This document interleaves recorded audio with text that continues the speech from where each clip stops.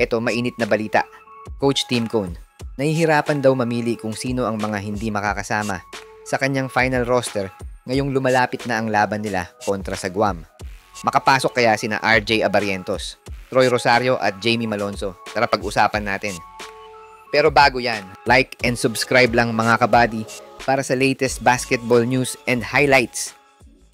Lumalalim na ang nagiging desisyon ni Coach Tim Cone kung sino sa kanyang 15 players ang bubuo sa kanyang Final 12. Bumaba na kasi sa 15 players ang mga possible members ng kanyang Magic 12 with Calvin Oftana begging off sa first window dahil sa injury. 3 mula sa 15 players ang mapupunta sa reserve list or possible na maglaro para sa ikalawang game ng Gilas sa Disyembre. Base sa mga natitirang players, 12 players lang ang kailangan ni CTC to run his system.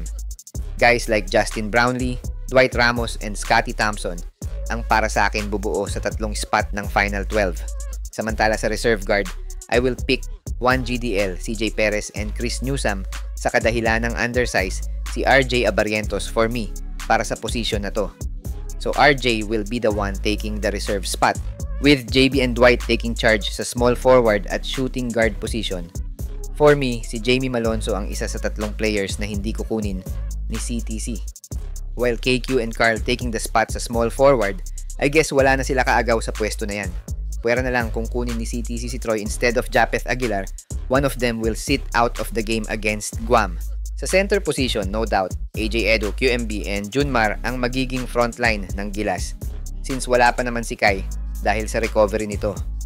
So, para sa akin, sa guard position, Scottie, Newsome, CJ Perez, and Juan Gomez. Sa shooting guards, JB and Dwight. Sa small forward, Carl Tamayo and KQ. Pwede nating add si Troy Rosario if siya ang kukunin. Pero kung si Japeth ang kukunin, baka magkaroon tayo ng 4 na tower with QMB, Edu, Fajardo, and Japeth. Magiging exciting yun kung sakali dahil lalong tumaas yung frontline ng Gilas. Not sure lang kung magagamit sila lahat knowing CTC will just pick his best possible options per game. Pero overall, maganda ang lineup natin this qualifiers. And lahat tayo nakatutok sigurado sa magiging laro ni QMB at Juan Gomez sa Gilas. Sabi ni Coach Tim Cone, ilalabas niya ang kanyang Final 12 next week, days before ng laban nila sa Guam.